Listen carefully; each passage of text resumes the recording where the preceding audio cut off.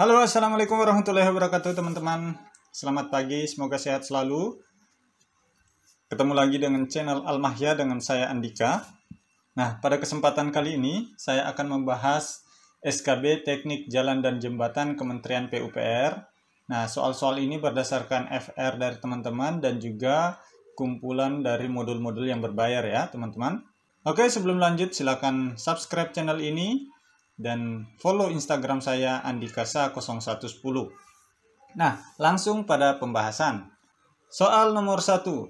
Sesuai dengan Undang-Undang Republik Indonesia nomor 38 tahun 2004 tentang jalan dan Peraturan Pemerintah nomor 34 tahun 2006 tentang jalan, maka sesuai dengan kewenangan atau status, maka jalan umum dikelompokkan sebagai berikut kecuali A. Jalan nasional, B. Jalan provinsi, C. Jalan tol, D. Jalan kota, E. Jalan desa.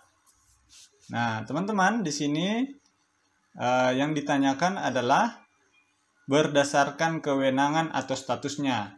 Kalau soal seperti ini tentu sudah sangat gampang untuk dijawab ya, karena meskipun kita tidak mengetahuinya, tetapi kalau melihat pilihan jawabannya yang berbeda sendiri yaitu adalah jalan tol. Di sini ada nasional, provinsi, kota, dan desa. Ya, berarti jawabannya adalah C. Nah, selain itu untuk pengertiannya sendiri, ya, jalan berdasarkan kewenangannya terbagi menjadi 5, yaitu jalan nasional, provinsi, kabupaten, kota, dan desa. Ya, berarti jawabannya adalah jalan tol. Karena kecuali, ya. Lanjut soal nomor 2. Kelas jalan diatur dalam Undang-Undang nomor 22 tahun 2009 tentang lalu lintas dan angkutan jalan. Jalan arteri dan kolektor yang dapat dilalui kendaraan bermotor dengan ukuran lebar tidak lebih 2.500 mm, ukuran panjang tidak melebihi 18.000 mm, ukuran paling tinggi 4.200 mm, dan muatan sumbu seberat 10 ton merupakan jalan A. Jalan kelas 1, B. Jalan kelas 2, C. Jalan kelas 3, D. Jalan kelas khusus, E. Jalan kelas 4. Apa jawabannya teman-teman? Nah, kita langsung bahas. Di sini teman-teman, pengelompokan jalan menurut kelas jalan terdiri dari 4 ya. Yaitu kelas 1, kelas 2, kelas 3, kelas khusus. Kelas 4 tidak ada. Nah, untuk terkait dengan soal, ini kita lihat, untuk jalan kelas 1 adalah jalan arteri dan kolektor yang dapat dilalui kendaraan bermotor dengan ukuran lebar tidak melebihi 2.500 meter, ukuran panjang tidak melebihi 18.000 mm, ukuran paling tinggi 4.200 mm, dan muatan sumbu terberat adalah 10 ton merupakan jalan kelas 1. Ya, jawabannya adalah A. Ya, untuk jalan kelas 2, kelas 3 dan jalan khusus, nah, nanti teman-teman bisa melihat pada modul. Nah, saya sementara menyusun modulnya lebih dari 200 soal tentang terkait teknik jalan dan jembatan. Modul ini saya susun berdasarkan FR dari teman-teman yang sudah lulus tahun 2019 dan lulus tahun 2020, dan juga disusun dari modul-modul berbayar terkait teknik jalan dan jembatan. Bagi teman-teman yang mau mendapatkan modul ini, silakan japri ke nomor saya. Nomor saya cantumkan di kolom deskripsi ya, teman-teman. Banyak teman-teman kita yang lulus belajar dari FR dan modul-modul soal seperti ini di tahun 2020.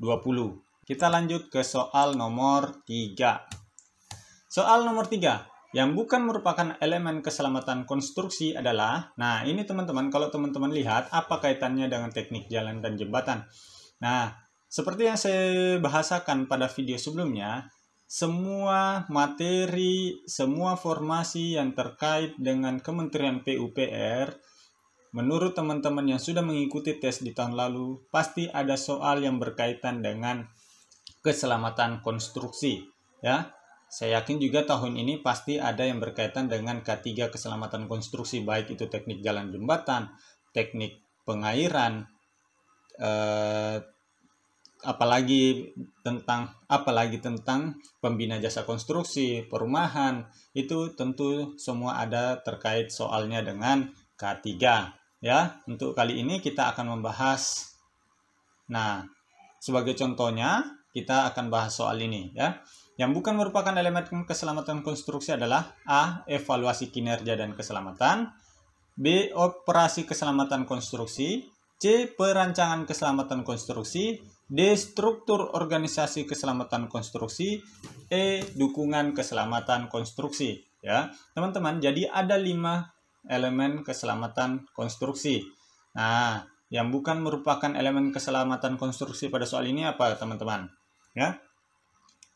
Nah, langsung kita bahas ya.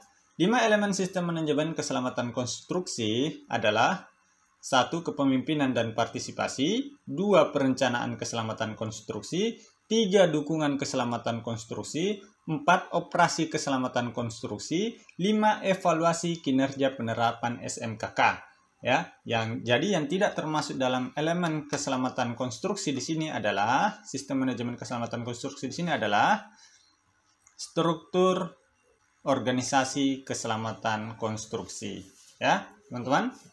Nah, ini juga akan saya banyak masukkan ke dalam modul-modul ya. Insya Allah mudah-mudahan bermanfaat bagi teman-teman yang akan tes di formasi teknik jalan dan jembatan.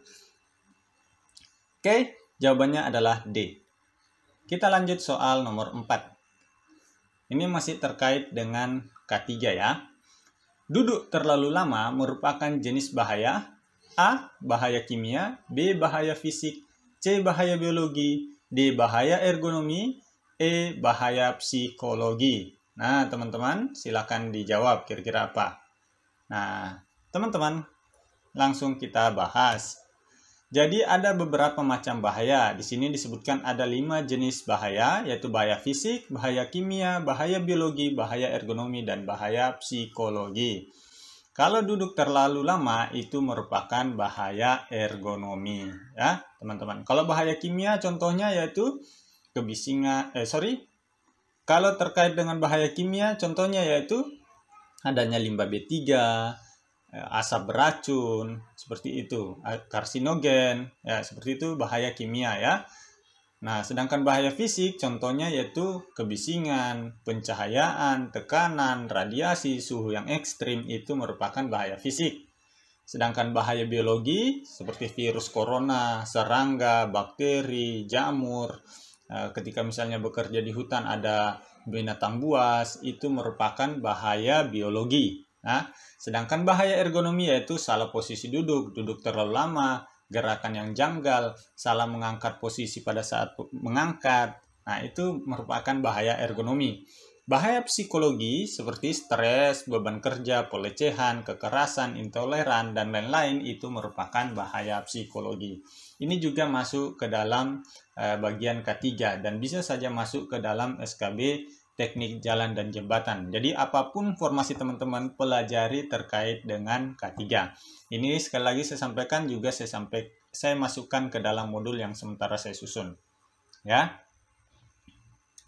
Kita lanjut soal nomor 5. Marka jalan yang sejajar dengan sumbu jalan, di mana marka ini berupa garis yang tergambar di permukaan jalan dan berfungsi antara lain sebagai larangan bagi kendaraan melintasi garis tersebut, serta pembatas dan pembagi jalur kendaraan disebut sebagai A. Marka melintang, B. Marka membujur, C. Marka serong, D. Marka lambang, E. Marka kotak kuning.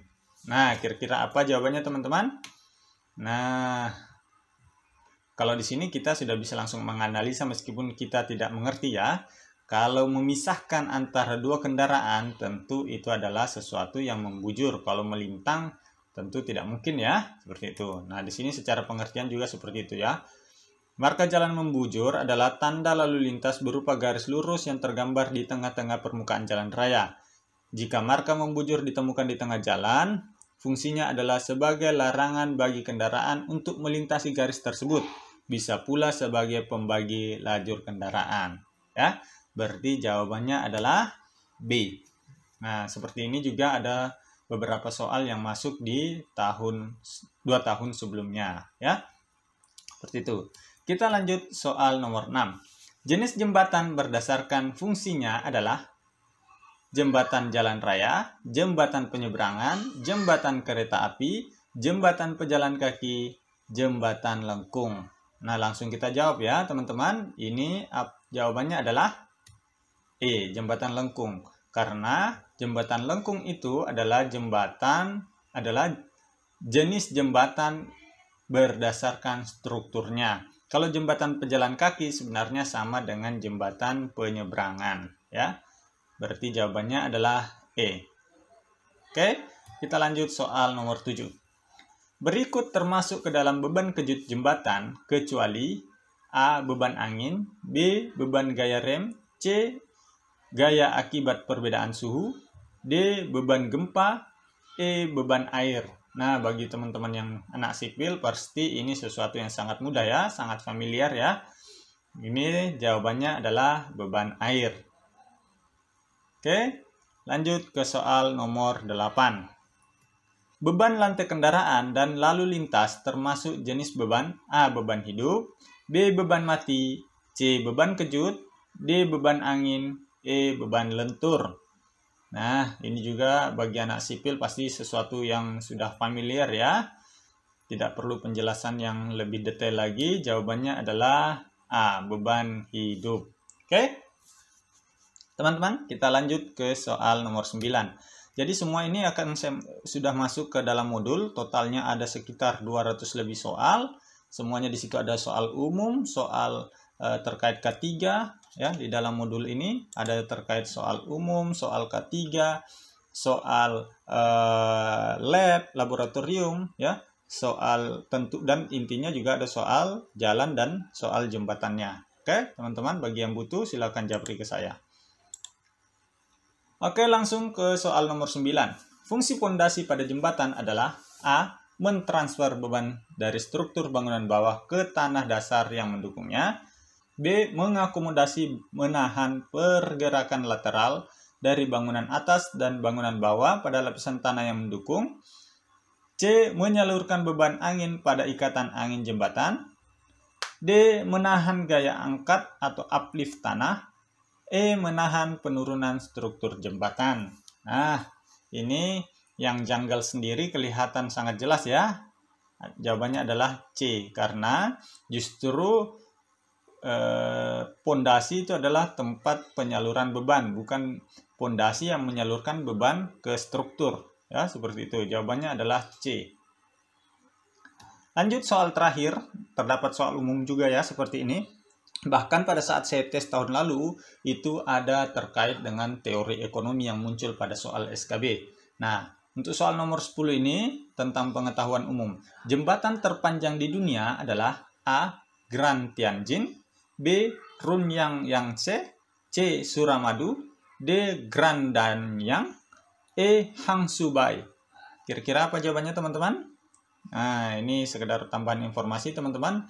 Grand Tianjin itu 113,7 km, Runyang itu 35,66 km, yang C ini Suramadu adalah 5,43 km, Grand Danyang ini 164,8 km, Hangsubai 35,67 km.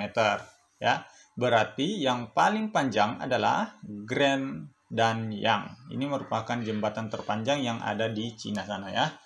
Nah, itu 10 contoh soal teknik jalan dan jembatan. Bagi teman-teman yang mau memiliki lengkap modulnya, 200 plus soal sudah saya susun. Silakan japri ke saya. Nomor saya ada di bawah. Semoga ini bisa membantu. Semoga teman-teman bisa lulus sampai mendapatkan NIP ya. Insya Allah dengan usaha teman-teman bisa lulus. Teman-teman sudah berhasil lolos dari SKD ke SKB, jangan disia-siakan. Ya, jangan disia-siakan kesempatannya teman-teman untuk bisa lolos, mendapatkan NIP tinggal 1 langkah lagi ya untuk mendapatkan NIP. Kalau ada tes interview berarti masih ada 2 langkah. Tetapi manfaatkan kesempatan yang ada sekarang, teman-teman yang sudah lulus SKD. Jangan disia-siakan, jangan bersantai-santai, usahakan semaksimal mungkin usaha apapun itu mendapatkan modul, belajar dengan maksimal ya. Karena kalau ini gagal, teman-teman akan menunggu 1 tahun lagi. Oke, sekian terima kasih. Assalamualaikum warahmatullahi wabarakatuh.